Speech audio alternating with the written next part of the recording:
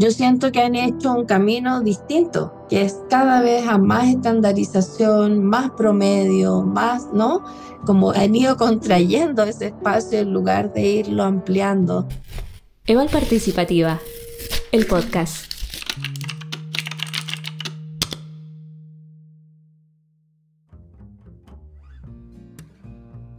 Bueno, estamos con Alejandra Faúndez, chilena que está viviendo actualmente en México. ¿Por qué? ¿Cuál es el motivo que te llevó a vivir ahí? Hoy me llevó la pandemia, me trajo a México. Bueno, yo trabajo en una institución, en una empresa que tiene sede en Ciudad de México y en Chile, entonces siempre tenemos muchos intercambios y yo muchas veces he venido a México. Pero para la pandemia me vine a apoyar y a facilitar el encuentro, el octavo encuentro de mujeres indígenas de las Américas. Y entonces, bueno, me vine y tenía pasaje de regreso para fines de marzo. Y cuando el 16 de marzo Chile cerró fronteras con todo el mundo, ya no pude regresar. Y dije, bueno, parece que es una señal, entonces me voy a quedar en México. Y me fui quedando y cada vez me fue gustando más y más y más. Y ya cuando pude volver ya no quería. Y específicamente, ¿cuál iba a ser tu tarea en ese momento en el movimiento, en el encuentro foro, el movimiento de mujeres? Sí, mira, nosotros estuvimos ese año, todo el 2019, el anterior y al principio del 2020, apoyando al Foro Internacional de Mujeres Indígenas, del FIMI, en un trabajo de posicionamiento y de diagnóstico de la situación de las mujeres indígenas en todo el mundo, a nivel global.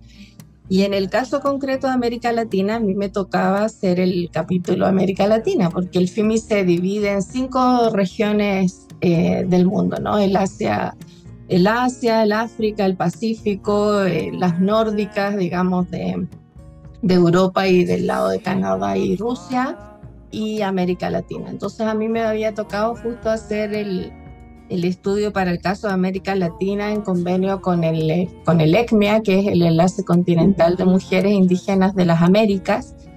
Y entonces en ese evento continental íbamos a presentar los resultados de ese estudio y además a validar esos resultados, a discutirlos, y me tocaba también facilitar algunas mesas de trabajo.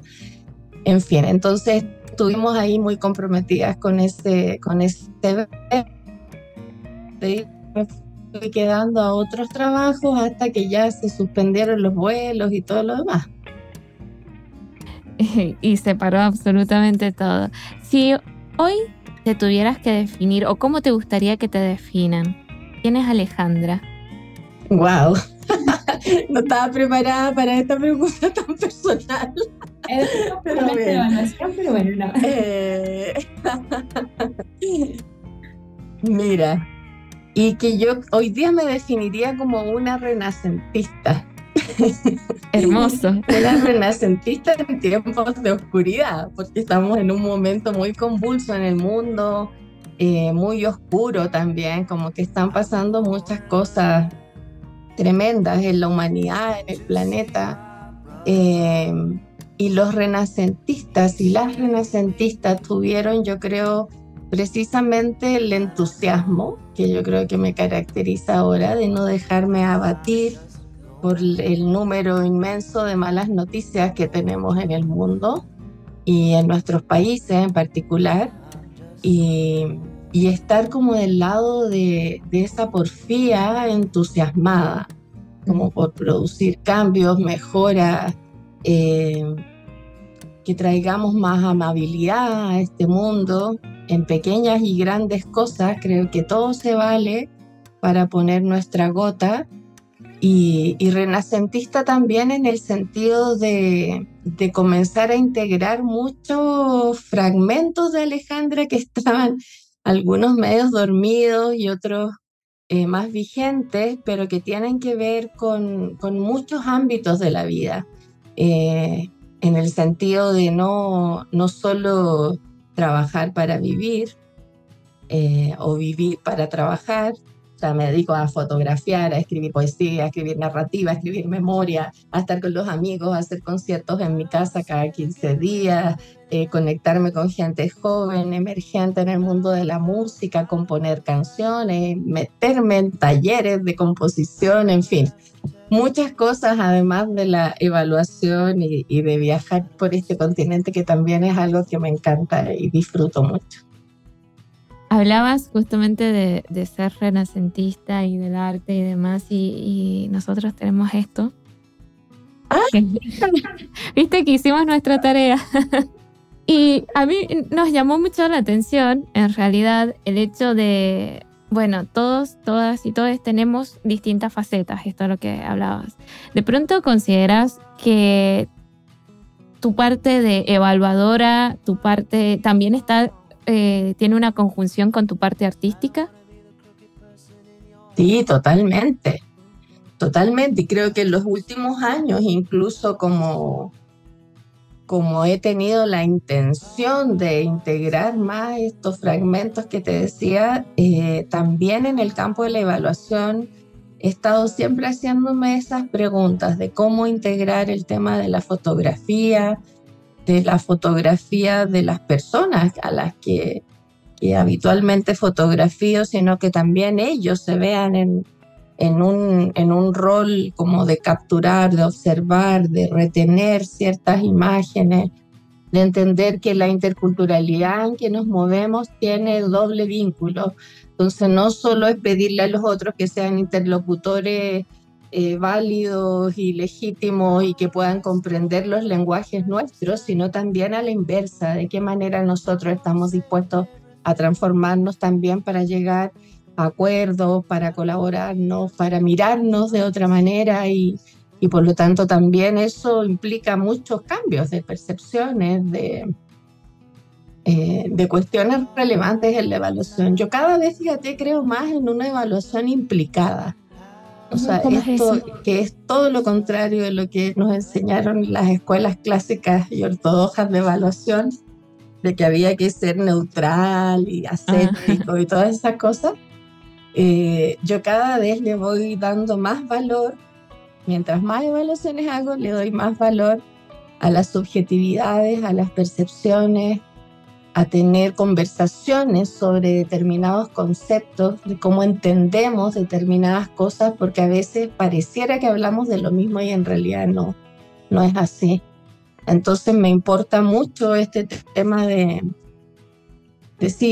cuestionar, de mirar, de remirar, de revisar la evaluación desde perspectivas muy distintas y ir transformándose uno y también los procesos, los métodos, las formas. Uh-huh. ¿Hace cuánto que te dedicas a hacer evaluación? Uy, mucho tiempo. A ver. Yo creo que mis primeras evaluaciones las hice como en el año 95, por ahí puede ser. ¿Hace cuánto será? Sí, como 20 y algo años. En el año 2000 más concretamente tuve como la primera evaluación más grande, que fue la evaluación de un programa precisamente de desarrollo indígena en Chile. Ajá. En que me tocó estar no en el rol de evaluadora, sino contraparte. Yo era como jefa de evaluación y planificación de un programa de desarrollo indígena en Chile, que era un programa del BID, en convenio de préstamo del BID.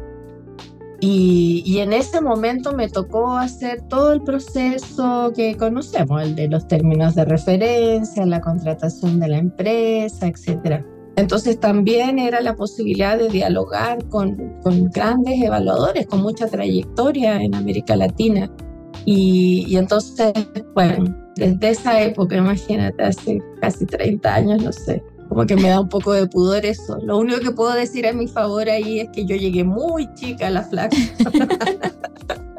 recién egresada de la universidad. Algo que me llama la atención es que decís, empezaste a tus primeros pasitos de evaluación y también con el enfoque de género. Ya de por sí estás desconstruyendo un montón de cosas desde hace tantos años. ¿o no? Es que también entré muy chica en los temas de género. Claro, yo creo es que mis primeros trabajos tuvieron que ver con temas de género.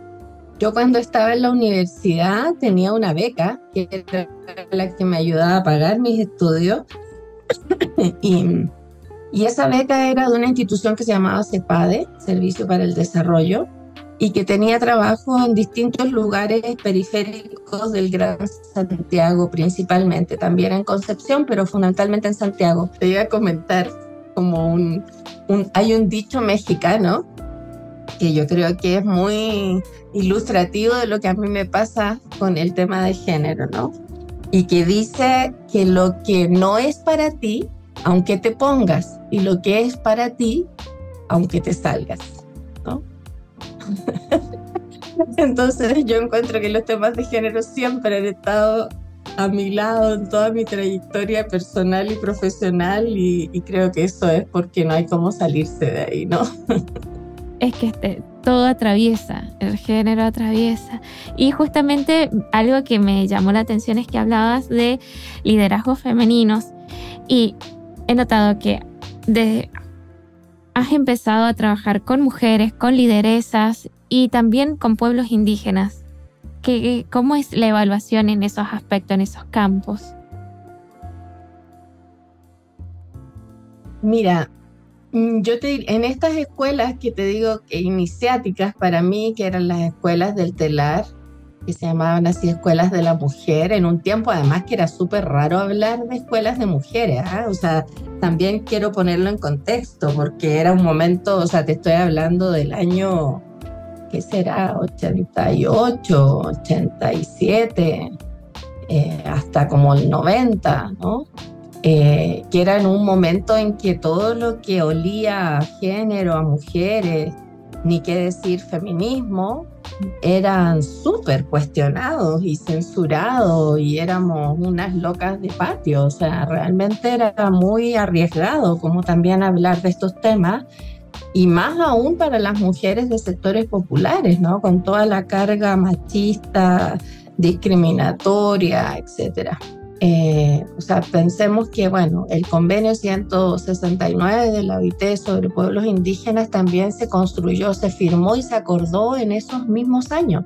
Entonces eran luchas paralelas que se daban desde muy distintos frentes y que yo creo que a mí lo primero que me obligó a hacer era tener una comprensión de qué es lo que significaba trabajar con la diversidad. La diversidad en todo sentido. Entonces sí fue un periodo de muchos desafíos, de muchas aperturas, pero también de grandes aprendizajes sobre los temas de qué es la evidencia, cómo se construye la evidencia, cómo se diseña con las personas, qué es lo que es ser colaborativo, qué es lo que es observar y validar saberes diversos, reutilizar esos saberes también, en fin, trabajar mucho con las subjetividades, las distintas comprensiones del mundo, incorporar los temas espirituales también en la vida de la planificación, entender la planificación también desde una lógica más orgánica que mecánica, trabajar los temas éticos también muy fuertemente, los dilemas éticos a los que nos vemos expuestos los evaluadores. En fin, yo diría que son muchos ámbitos en que estos cruces y estos puentes transitados me han ayudado a construir una mirada también, ¿no? De esta, como te decía, de una evaluación más implicada. Viste que en las teorías de género está el concepto de interseccionalidad. De pronto, ¿la evaluación participativa considerás que puede ser interseccional? Mira, en general, a mí me cuesta este tema de ponerle apellido como a las cosas. Soy como desconfiada de eso, ¿no? Sin embargo, yo creo que la evaluación participativa tiene en su núcleo, en el núcleo de su nombre, una cualidad que yo creo que traspasa esos temores o esas desconfianzas que se me producen con otros tipos de evaluaciones que tienen como apellidos, ¿no? Eh, y los traspasa precisamente porque considera la implicación del otro y de los otros cuando es colectivo, ¿no? Entonces, en esa consideración yo creo que está precisamente la riqueza de la evaluación. Por eso me cuesta como entender como las evaluaciones interculturales o evaluaciones interseccionales o evaluaciones, porque creo que ahí le falta el ingrediente de la implicancia del otro. Porque ¿quién define cuáles son las dimensiones de la interseccionalidad si es que uno quiere hacer eso? ¿Cómo se define? ¿Cuáles son las variables que tú vas a considerar como de opresivas o discriminatorias para decir que aquí hay una suma, digamos, de desventajas o de discriminaciones u opresiones? ¿Desde dónde? En los diseños de la evaluación, ¿no? Digo, ¿desde dónde señala cuáles son las que aquí caben en esta evaluación concretamente? Entonces yo creo que cuando hablas de evaluación participativa te rompe un poco esa rigidez y te da la posibilidad de incorporar esas otras miradas desde el diseño. Entonces ahí ya no tienes que hacerte la pregunta de cuáles son las dimensiones que entran, porque los que están participando las definen. Y los que están participando me imagino que son aquellos que están implicados en ese proceso de programa, proyecto o política pública o lo que sea que se está evaluando. Entonces, mira, yo aprendí una cosa de las mujeres indígenas muy clave y que tiene una relación sinérgica con los temas de la evaluación participativa. Y es que ellas, desde hace ya unos 10 años atrás, tienen una consigna que dice: nada sobre nosotras sin nosotras. Y creo que ese es un eje político, estratégico, ético, clave para las evaluaciones. ¿Cómo hace un evaluador o una evaluadora para adecuarse a esos distintos contextos? De pronto estás con los indígenas, esto que estás hablando de adolescentes capitalinas y demás. ¿Cómo hace el evaluador o evaluadora para adecuarse? Mira, yo diría 3 cosas. Lo primero es como ampliar tu capacidad de escucha.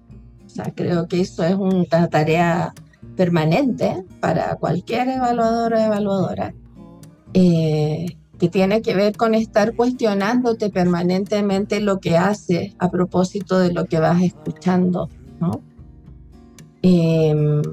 Lo segundo es implicarse, pues conocer. O sea, antes de un trabajo de campo hay que conocer dónde uno va, qué pasó allí, cuáles son los líderes locales, qué pasa con la política en ese ámbito concreto, qué pasa con la economía, con el clima, como te decía, con todos los aspectos del ecosistema a evaluar, ¿no? Con las personas, hay organizaciones, hay tejido social, no hay líderes tradicionales, no hay líderes corruptos o no hay, o sea, la mayor cantidad de información que uno pueda tener de esos contextos locales antes de visitar ese lugar en particular.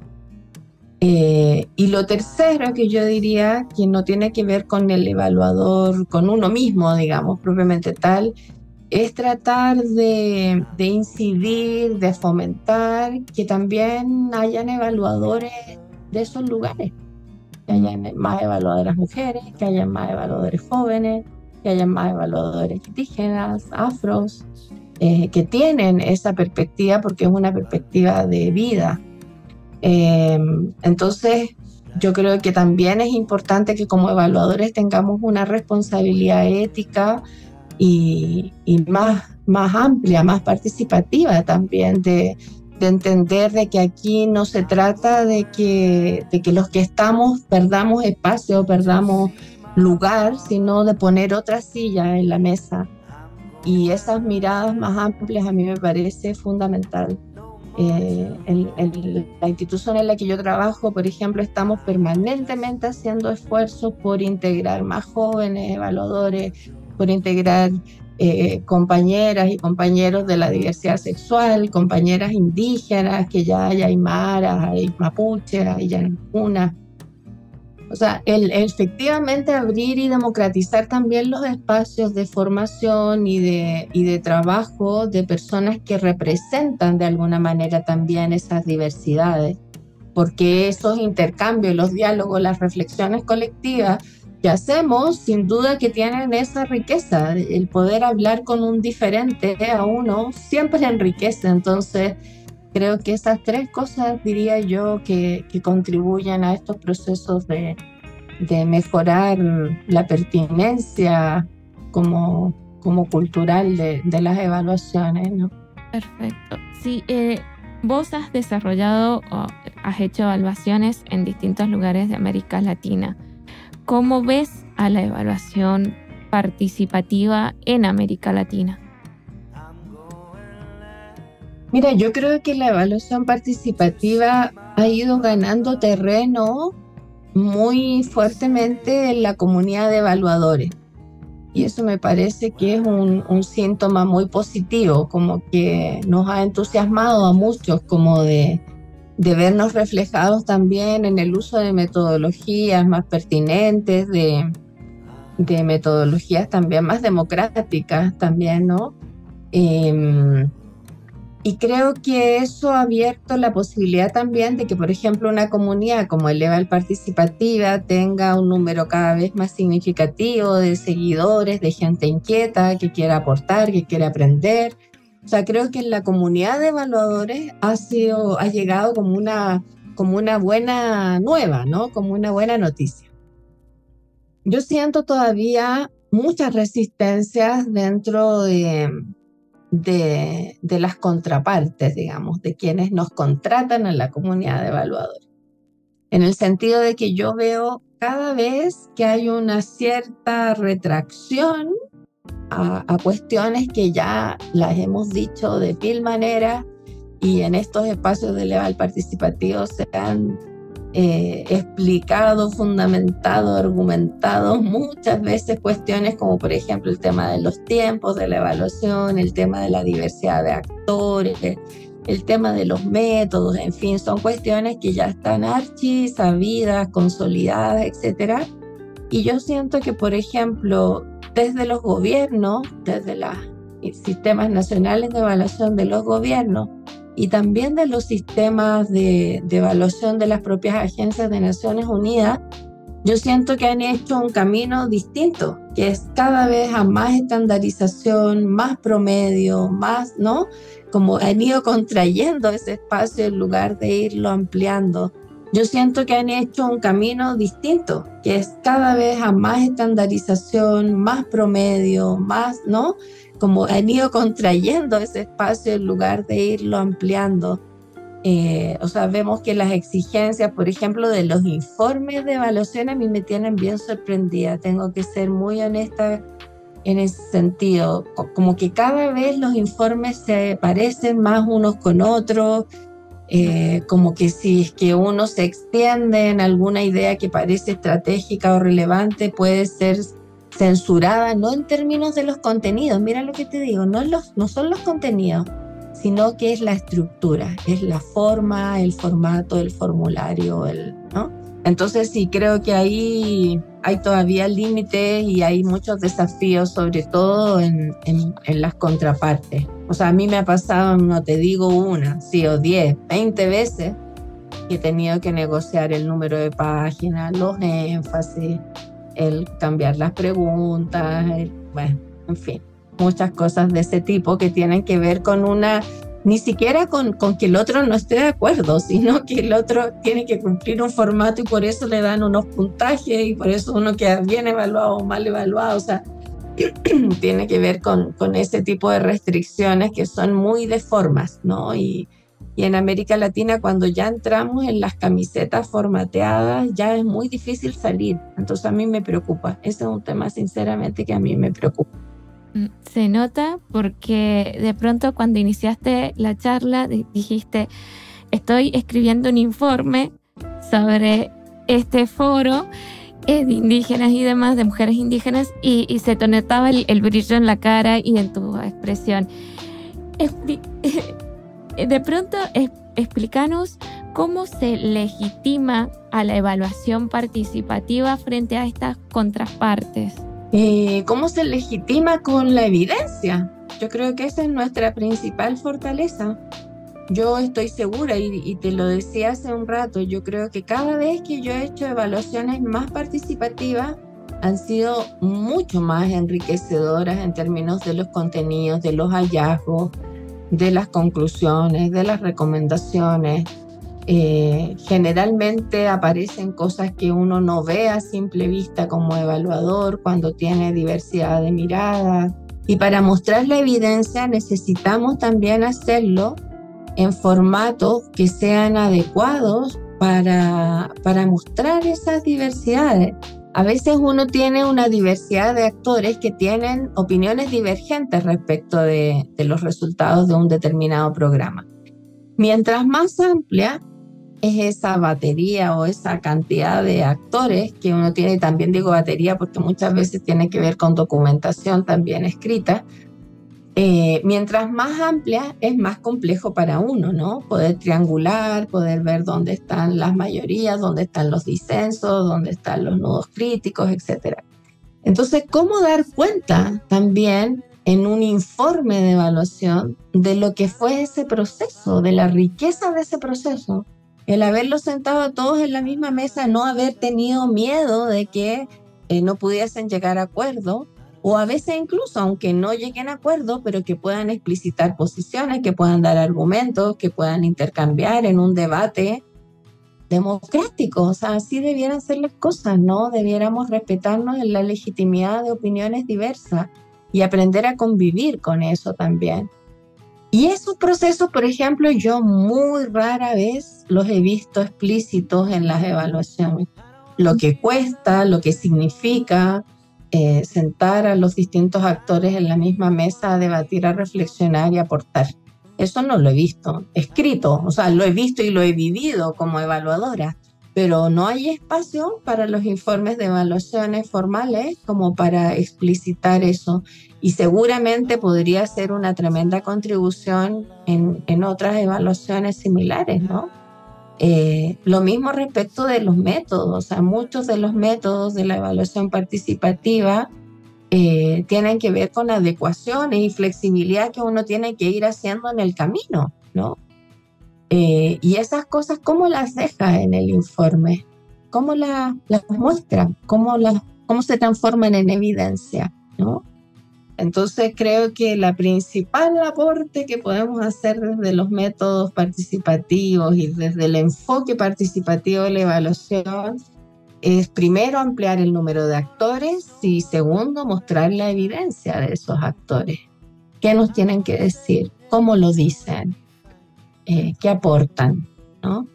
Y recogerlo eso en esa exacta subjetividad, que no vamos a ser objetivos porque no somos objetos y vamos a ser buenos subjetivos porque rescatamos la subjetividad. Bueno, Alejandra, muchísimas gracias por tu tiempo, por compartirnos tus experiencias. La verdad que lo hemos disfrutado muchísimo. Honestamente, muchas gracias. Espero que lo hayas disfrutado tanto como nosotros.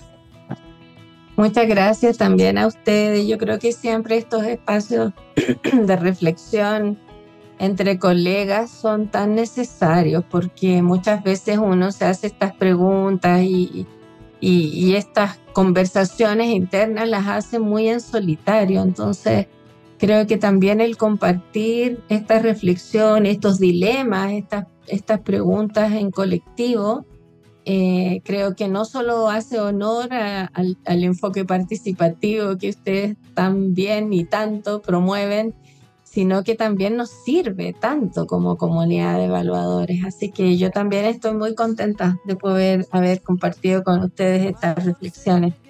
Y bueno, que les vaya muy bien en los próximos podcasts.